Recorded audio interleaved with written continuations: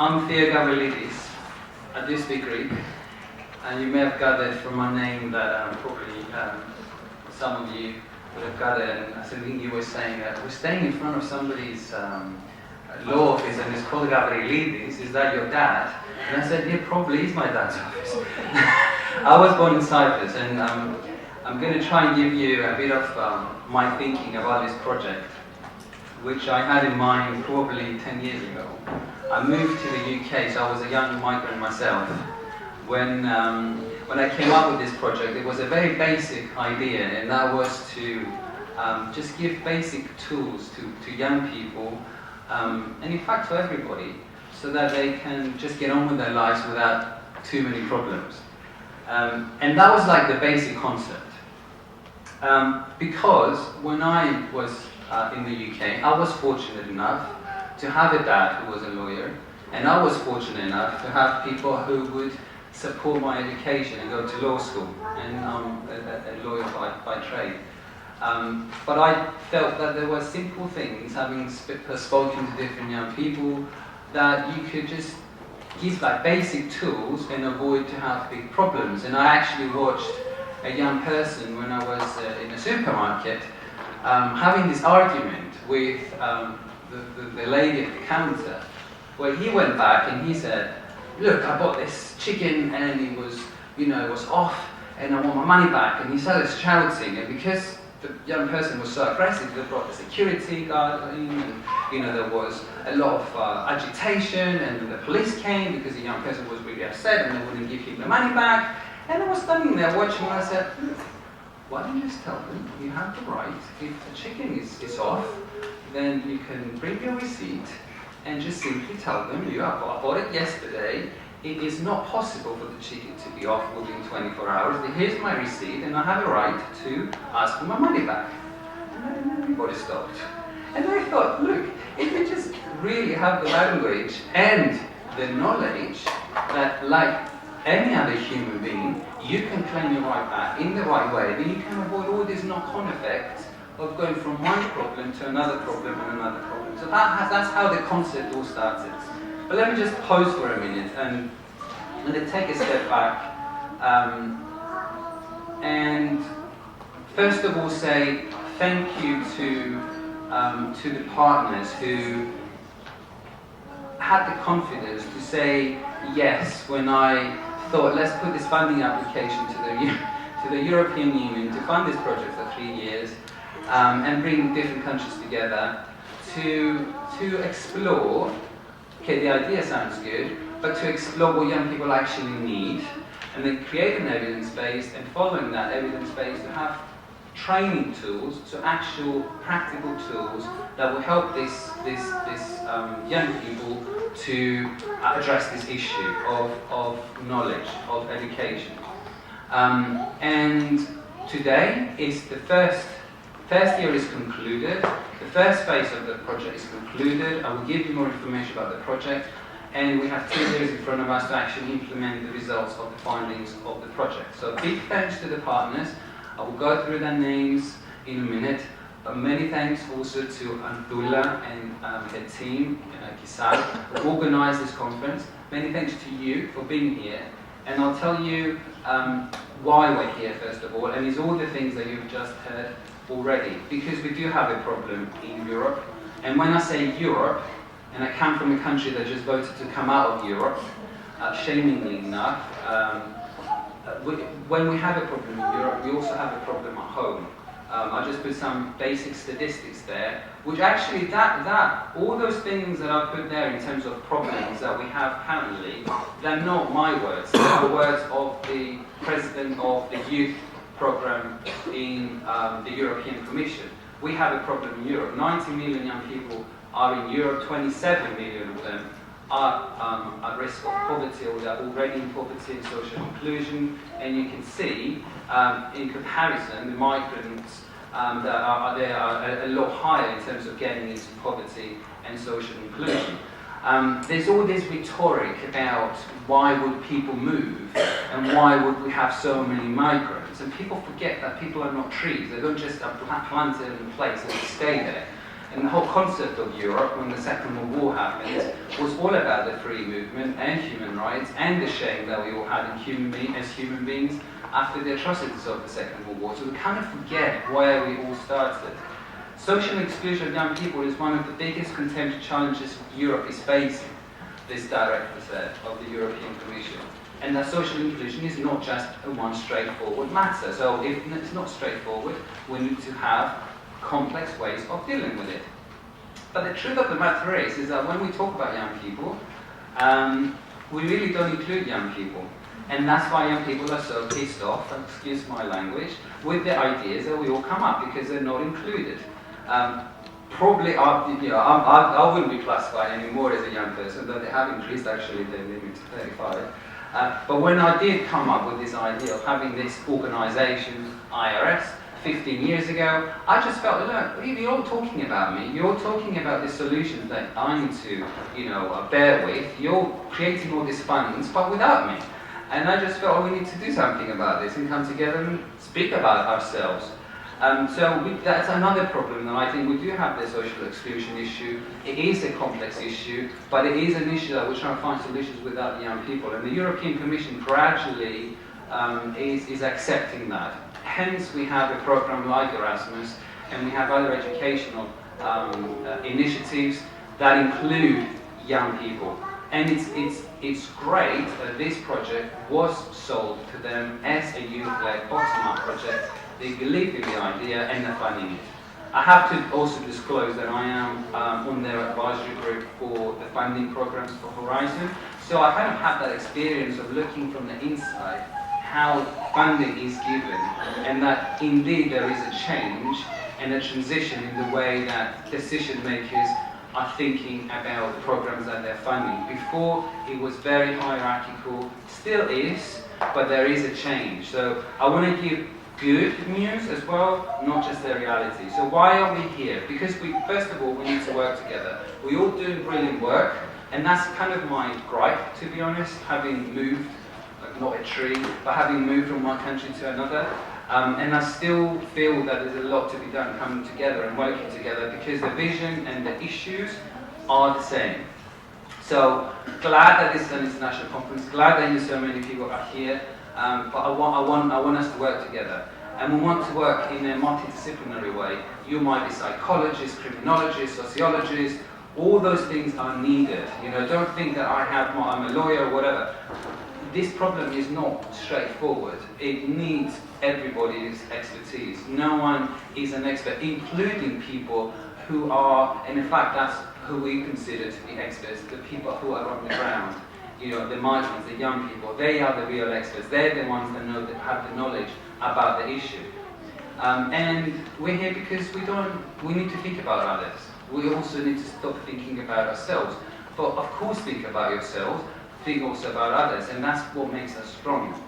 And because we believe in a bottom-up approach, not just in a top-down hierarchical way of solving issues. That's why we call this conference bottom-up, shaping the educational agenda from the bottom up. And we need to speak from evidence. We've done the research.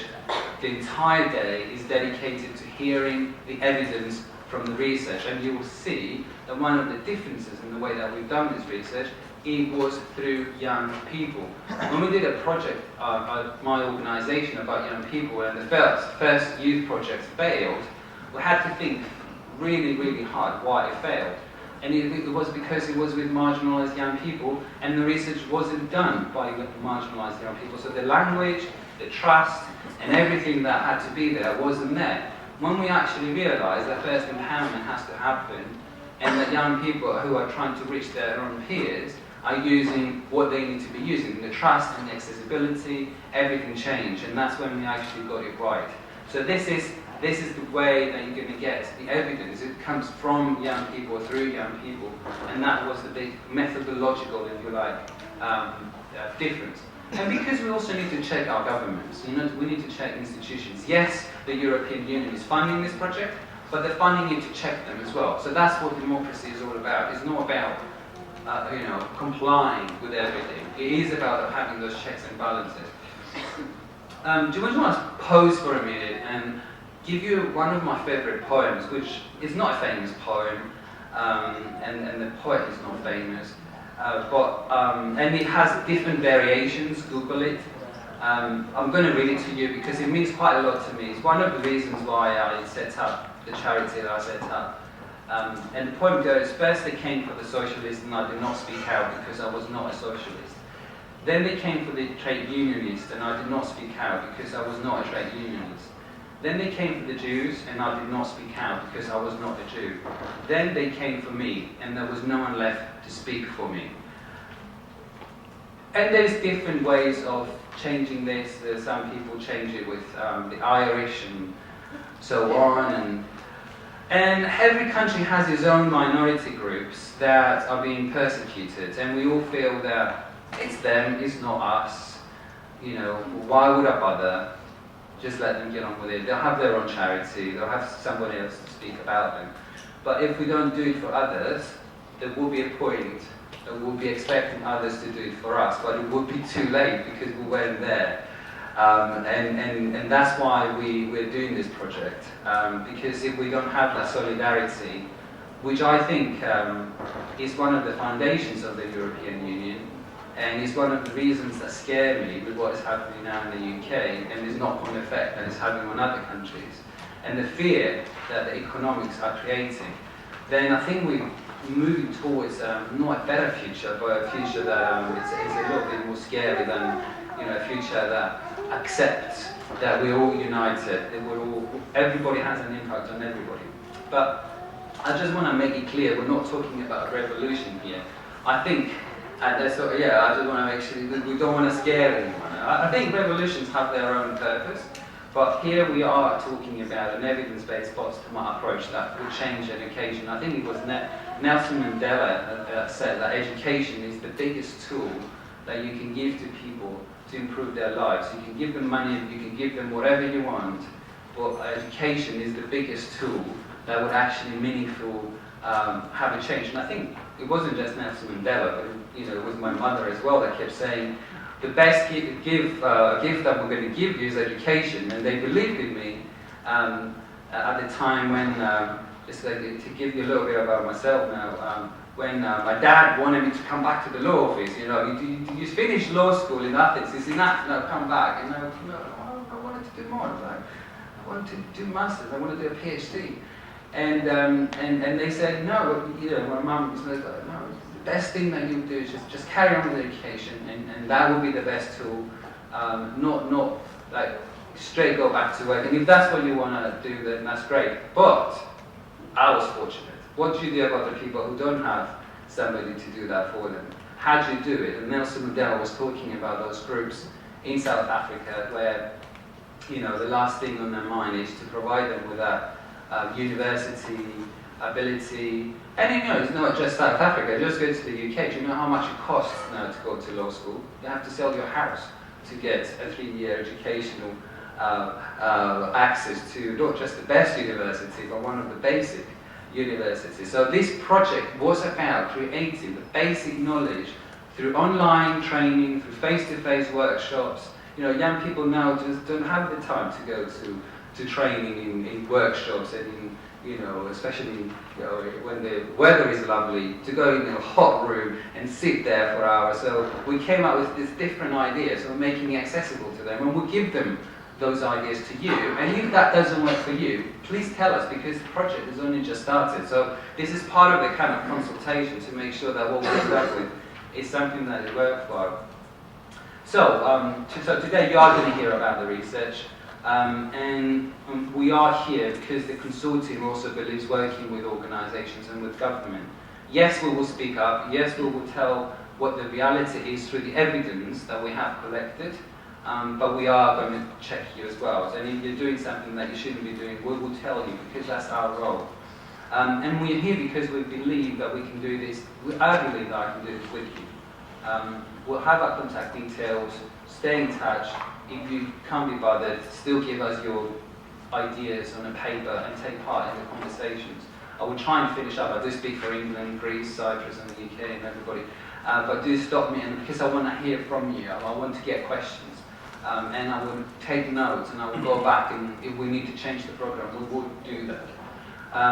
And I have to be honest with you, we are here because we can't do it without you. This is not a project that I want to just finish, file, put in the drawer and forget about it. We're here because there should be a continue. And whatever you're doing, you have the power to continue this project. This is not just a project for us, it's a project for you.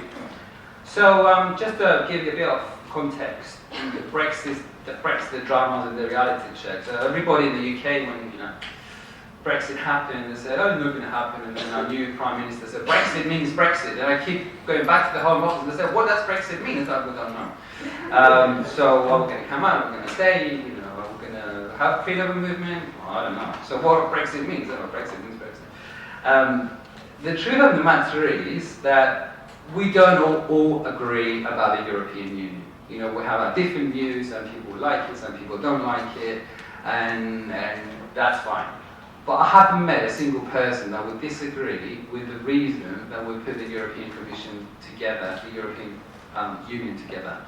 And the reminder is that it was all based on the basic values of human rights, of dignity, of respect, and what happened after the Second World War. We came together to say never again. And that's what I want to go back to. It's not about the gripes and the misery and the accusations in Brussels and the bureaucracy that I know very well about. It's about something else. And those human rights do not exist in the cloud. They don't exist somewhere that we can't touch. They are in they appear in two ways. They appear in their principles ways. So when you go to hospital, you want to be treated with dignity and respect. That's a principle. That's a basic human rights principle. When you're in court, you want to be treated with fairness. That's another human rights principle. All those things that I mentioned, dignity and respect, are also translated into legal articles. The Article 3, Article 4 of the European Convention, they go into domestic laws and they exist in the law. And we use the lever of the law to make sure that that original vision that put this European Union together, it actually has an impact on the ground, whether you're in hospital, whether you're in a care home, whether you're a young person and you need your rights. But who knows about those rights? If you don't know about them, there is no way of implementing them. Because the last thing on organizations' minds and on governments' minds is to make sure they have a checklist and they say every time somebody comes in an A&E or in the GP surgery that we treat them with human rights. Is not on their list, and especially when you're underfunded. So it's kind of a two-way street. Democracy has that two-way street obligation. We need to claim our rights, and they need to respond when we do claim our rights. But we need to have that knowledge to do that. But I can tell you, the research says that the more marginalized you are, the more you would know about, the less you will know about those rights, because it's a giving back. So, what is going on in Europe, given the fact that, we're talking about those people who don't have access to education? Well, you can see some of the figures, and Theo mentioned the issue of refugee crisis. I don't like to call it crisis. No, you mentioned the refugees, but I don't like people when they call it crisis, We have a reality that we need to understand, embrace, and address. And this is what it's all about. We do have the arrivals, we do have the issue, and we also have the economic crisis. So what do we do, not as an issue for Cyprus, not as an issue for the UK, but as an issue for all of us, as a European issue? And I'll give you an example now that kind of gives the reality check against this backdrop and the project that we have. Because I spoke to different people and I said, look, we've got this crisis, and you know what's happening in Greece. I'm using the Greek example. From 2011, unemployment went up and up and up and up, 26% of unemployment, especially when you look at the young people. Even the Greek, other cultures, like in the UK, that you would expect to absorb this unemployment issue and support, is not strong enough to absorb that. So you have more misery, more unemployment, you know, things are getting worse, and at the same time you have the arrivals. So the reality is that with 60% unemployment rate of young people, they'll say, so where do we put our priorities? How do we resolve our issue? So I have to be honest, this is kind of the feedback that we're getting. So their problem becomes somebody else's problem, because the problem is already big enough for them to absorb. And this is just an example in Europe. You know, Greece is not the only one. We mentioned, you know, Hungary. Everybody's looking at it from their own national perspective. Then we have the issue of the UK, of course. So what do? We say, let's make it our problem. Let's put IARS, little IARS charity. Let's make it our problem and see what we can do. Because if we can help, I'm sure you can help. So we looked at what, you know, the European Youth Strategy was all about, the different promises that the European Union made on the statute, and it says, okay, so what do we do? Well, we said we need to look at the issue and try and empower young people themselves to have the tools and to have the abilities to address the issues that they do, but at the same time provide the tools, the same tools, with the youth workers, those that are there to serve them. And we said, why? They asked us, so why you? You know, why would we give you a 3-year funding under Erasmus? What is so different about you that, you know, we'll trust you and get our European Union money and deliver this jazzy project? And we said, look, we were set up by young people. We are checked by young people. We can do it through evidence, and we can bring other partners from other countries together. And the first time, actually, I don't think many from the partners know this, apart from probably this year, because we wrote the application together. They rejected us the first time. They didn't like us, and they didn't believe that what we said was actually true. So, I'm like a dog with a bone. So if I feel that is the right thing to do, I would just persist. So I persisted, and I put it again. We added the Romanian partners, because one of the feedbacks were like, well, you have to include, you know, another country that's kind of more poorer, more kind of from the new arrivals and all that. No, we put the Romanians. I didn't know Ioan at the time, and we submitted the application, and we were successful.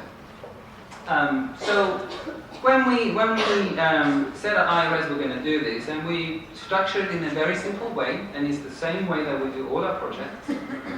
We said we're going to have our research, we'll have our own evidence, so it's going to be bottom up, and then we're going to proceed to create tools, and then after the tools are created, we're going to implement them and pilot them, and then create a legacy through those tools for other people to use. But we couldn't do that alone. So these are our partners. From Holland, we have SIG, which is an organization that has expertise around legal issues and supporting migrant and refugee issues through legal support, but training as well. KISA, I'm not going to say anything because you know a lot about KISA. Anziani, that's our Italian partner. Despite their strong background with older generations, this was a new challenge for them. So when we were talking about young people, I said, so maybe this is a complementary way of working with your other groups, and they've been one of our longest and trustworthy partners in many other projects so far. And then a new partner from Romania, the US Alumni Association, and you met Ioana already. And we have the pleasure of coordinating it. For my scenes, I am the coordinator. So far, so good. We do have a website, and on our website, which is that link there, you will get all the material. You get the research reports, you get the book, you get the training, you get our details, the press releases and everything, and it's all free. So you just click and you download it. We also want you to be part of the network. So there is a link that you get on it, and you get the newsletters, and you're part of the network, and you give us feedback. It's very important for us to create this network and create a legacy. So what this event is mainly about, and you have the workshops and the presentations, is to tell you what each country, these 4 countries, did in terms of research when they asked their young people what they actually need in relation to the issue that we just talked about. So you're going to hear it from all of them. And this is going to be the evidence base along with what is going to come out of this conference. And this is the kind of the methodology which I'm not going to go through, but you can see we did different interviews, focus groups in different countries, so on and so forth. We included the interviews were done by young people. We also included some of the professionals because it was important to hear from them as well. And the findings are not surprising. So you would get the findings that basically resonate with what we already heard, which is there is a gap in terms of understanding basic rights. Young people need to move on. They have very busy lives. They're very diverse in their needs. So on the one hand, you might have a mother who's a young mother, and she has their own needs. On the other hand, you might have a black kid in an estate that hasn't got access to schools. In another situation, you might have a disabled young person. In another situation, you might have a young woman who's been discriminated against. So there's a very diverse groups, and all those diverse groups create diverse needs. So when you want to empower young people and give them the tools to address basic legal issues, particularly the issue of discrimination, which this project is focused on, especially when it comes to violence, because violence, especially around gender issues, is increasing, and it's increasing because it's becoming more, because women are speaking up, before they couldn't speak up. It's increasing not because men are more violent, it's because we're becoming more honest, I think. It's because people are speaking up, and because there are organisations like our partners that will speak for them if they can't do it and will do it behind closed doors. So that is becoming a more prominent issue, and that's why we included it as part of the focus of this project. And we are finding out that the more you speak with young people, through young people, that this issue is becoming more visible. It's not because it's not there. And I have to say, I believe I'm part of the secret Greek culture. There is a lot of tendency to cover that issue. It becomes part of that family shame, if you like. And we put it under the carpet, and it's fine. But what we are finding out through the research is that if other young people who may have also been victims of the same issue talk to these young people, they're a lot more comfortable sharing it. Sometimes even more comfortable, they're sharing it with an expert, who might be called a psychologist or a prison officer. And that's what we're finding out, that young people cannot be told how to share this information. They have their own way, and this is what we're trying to find out. These new ways of being part of the solution, and we also find out that there are certain groups that will be more marginalized, there are certain groups that might have more access, certain ages, breaking it down into different kind of subgroups in terms of the needs, who are most likely to get discriminated against this issue. All those things that do matter, the evidence does matter when it comes to creating solutions. Governments are very quick, and ministers are very quick in coming up with political ideas and solutions that are not evidence-driven. And I have a big problem with that, having been in our Ministry of Justice, which at the time we were dealing with the Human Rights Act, and the policies and the practices and whatever they were funding was driven not really by evidence, but what the Daily Mail was saying at the time. It hasn't changed. Most of the times that's what happens. What we also found out, which is the encouraging thing, and I'll stop here and I want to hear from you now, there is evidence, not a lot, and this part of this project is to create this evidence, that when you do provide basic legal education, we'll call it public legal education, when you do provide that there is a change. There is a gradual change. It is very important. So we broke that down into different types of public legal education, whether it's around crime, whether it's around consumer rights, whether it's around domestic violence, when it's around employment.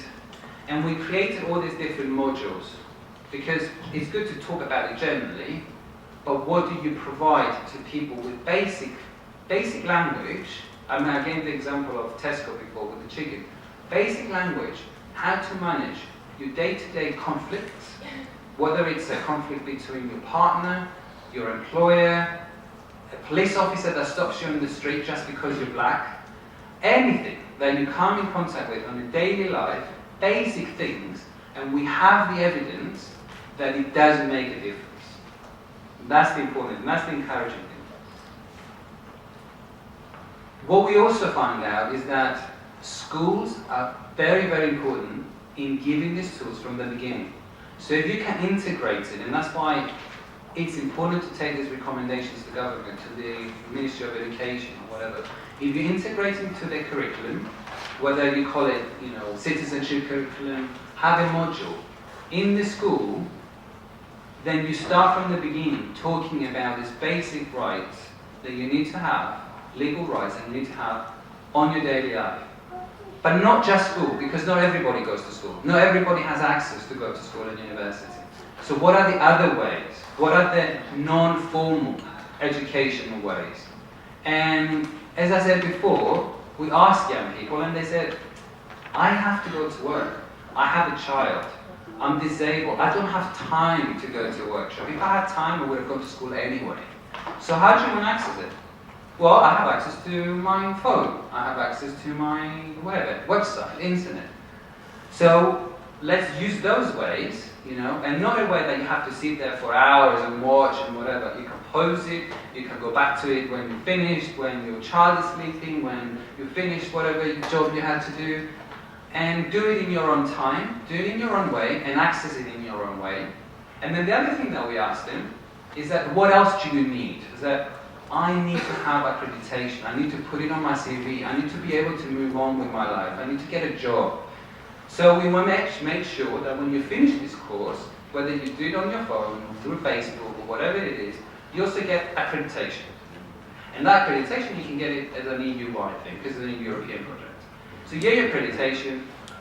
There are two types: Youth Pass that comes through the European Union, or Continuing Professional Development (CPD) accreditation, and you can enhance your CV and your employment chances. So in conclusion, I'm just going to finish with something that this director for youth, this is the director that sits on top of everybody else when they give money, he's directing the Erasmus project. These are the quotes that he gave to me to put in our book. He wrote a very nice introduction, by the way, and these are some of the quotes that are extracted from the introduction about the project. He talked about social exclusion, talked about what the project is going to do, and that they believe in the project and acknowledging all the project. But this is my favorite one. Individual rights are not merely a tool for preventing marginalization, but at the same time a reflection of our European values such as freedom, tolerance, and non-discrimination. Re-exploring our roots and our common cultural heritage can indeed be an effective answer to the multiple crises Europe is facing. We are facing a crisis, and if we are going to explore how we're going to empower young people to use those European values, because human rights are not just human rights for you and me, they are the shared values that we all have. Who doesn't agree that dignity and respect and fairness and equality are important values? If you do, raise your hand and I will take my word back that these are not universal values. So when we explore what those things are in our own context, when I'm a young person, or when I'm not a young person, when I'm a migrant, when I'm a refugee, as we do that, what I realized is that we understand that we have more to share than what we have to divide, and we probably will stop this process of segregation and what is happening in Europe, of focusing in our own nationalities and in our own countries, because we will realize what actually brings us together as opposed to what brings us apart. Next step, I've also already mentioned, after this conference, the evidence base will be there. Of course, we will continue building the evidence base, but it is about creating the tools. So we will want you to go and test those tools. We will want you to tell us if it's working or not, because part of it is not just to create the training and say it's a perfect training, it's to actually work with you and other people around Europe to tell us if it's actually adding anything. And if it has to be adjusted, our partnership will do that to adjust it, and when the project is finished after 3 years, we will just let it go. We'll just let it go for people to use it, for people to adapt it, and for young people to use it to enhance their lives. We're also going to publish a book, and we will close the project with a conference in the UK, an international conference, hopefully have the director of youth there, different governments, to take the responsibility for continuing the work. Because as I said before, all our partners, and IARS as well, is a small organisation. We took this big problem, that was a problem for everybody, problem that we're pushing, and we said, we're going to take it, for now, and then when we're finished and we create these tools, we'll give them back to you, and we'll give them back the responsibility to you. That's our intention. As I said, we've got our website to go and find out more about the project, and during the day, we'll be here to take it, take your views and your ideas. And the whole thing, the whole purpose of this conference is not just to launch the research and tell you about it, but also to create a relationship with you. So thank you very much. And please, if you do have questions, I think, do we have time? I think Yeah. we could stop for a short session. Yeah, it would be great to hear. Yeah, just give me your. It doesn't have to be a question. You might just disagree with something, or you might just have an experience to share. Or if you think that the whole thing is a crazy idea, that would be great to have that feedback as well.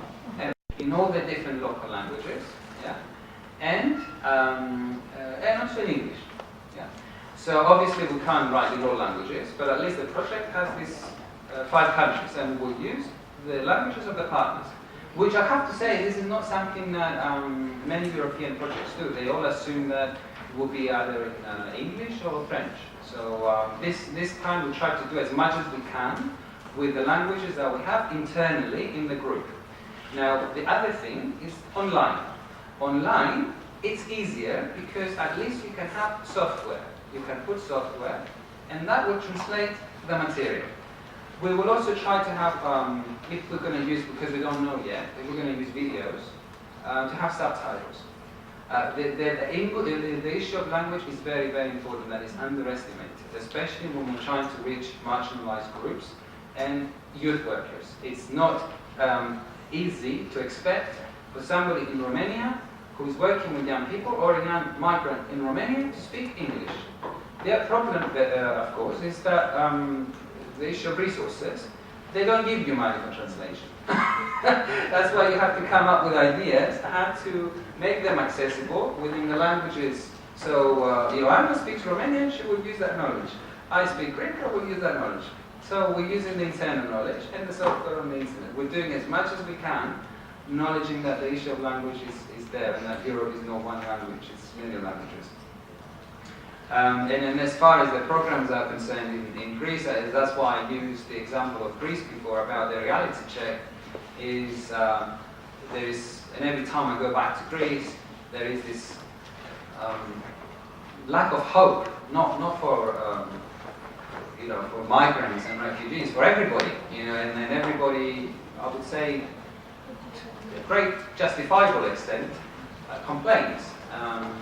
And unfortunately, this lack of hope is gradually developing to a worse place. And that's why I said before, the instant reaction is, let's sort out first the 60% unemployment rate for young people, for Greeks, and then we'll start worrying about the others, which is why they're pushing that problem away. The reality is that Lesbos and other places are packed with human beings that need help and support. So that's where the European Union comes in, at least in this way, and we're trying to do our best by creating educational tools that would allow you, in one way or another, in a small way, to have some sort of a difference. And when you are challenged in Greece by police, by Greek police or social services or whatever it is, you know, because you had that opportunity, and it's not a huge change, but as Ioana said, small things do matter, because it's the small steps, flower after flower, then you're going to have a bigger impact on the world. And if we all said that it's not going to make a difference, then nothing will change. Thank you, Theo. Ronnie's looking at me.